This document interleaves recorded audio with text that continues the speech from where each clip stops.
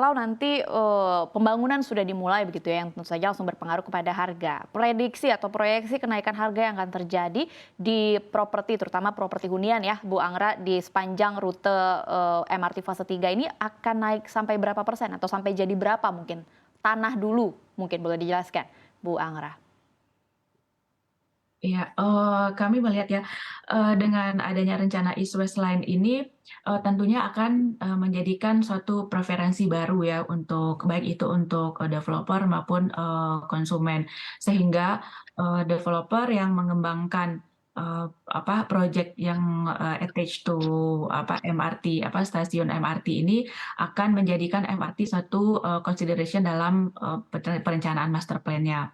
Nah, untuk kenaikan sendiri kami melihat, kalau kita berkaca dari dari MRT,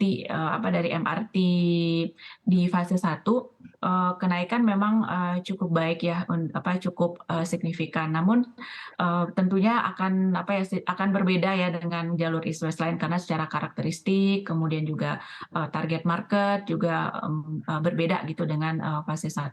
Sehingga kalau kami melihat untuk kenaikan, tentunya akan ada ya, baik itu secara short term, atau middle term ataupun secara long term.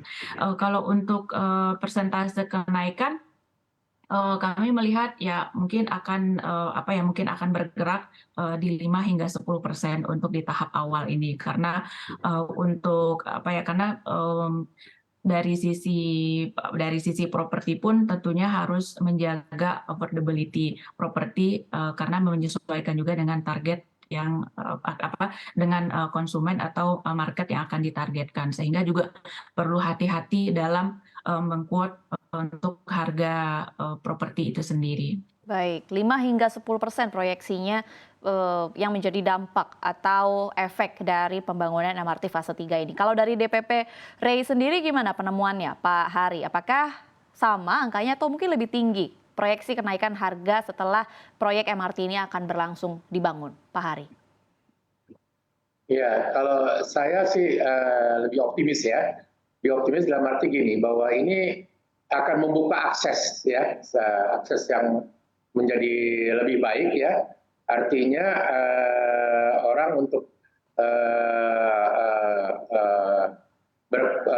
commuting ya kan, dari pusat kota mau ke pinggiran, dari pinggiran mau ke pusat kota yang selama ini terganggu.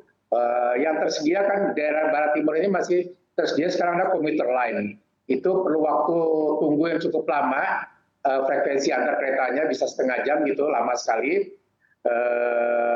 Dengan MRT nanti bisa jauh lebih cepat, pasti sekitar 10 menitan.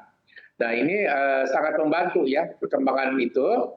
Dan kami merasa bahwa kenaikan harga lahan itu akan menjadi jauh lebih baik gitu ya.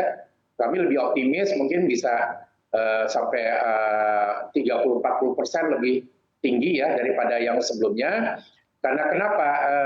Orang menjadi sekarang gini, terutama daerah timur ya, tadi Mbak banyak mulainya bicara mengenai timur. Timur ini sekarang pembeli rumah timur itu sebagian besar itu adalah orang timur juga. Memang di timur ini, di Cikarang sekitarnya ada 2,3 juta tenaga kerja industri. Ini potensial sekali sebenarnya. Tapi sebenarnya market orang Jakarta itu sebenarnya kan juga sangat kuat untuk beli rumah di timur. Ini yang diambil oleh orang barat. Orang barat itu 50% marketnya adalah dari Jakarta begitu ya. Nah, ini yang tidak diambil oleh orang timur. Karena kenapa? Masih hanya mengandalkan komuter lain gitu ya. Nah, ini yang membuat kita optimis bahwa ini akan menjadi dengan adanya East West Line ini akan menjadi lebih baik lah begitu nanti. Baik, 30 hingga 40% cukup optimis ya Pak Hari. Dan ini menarik kalau kita bicara soal demografi dan juga target pasar masing-masing properti baik di daerah timur dan juga daerah barat. Akan kita ulas lebih lanjut, namun dialog akan kami lanjutkan usai jeda. Tetaplah bersama kami di Property Point.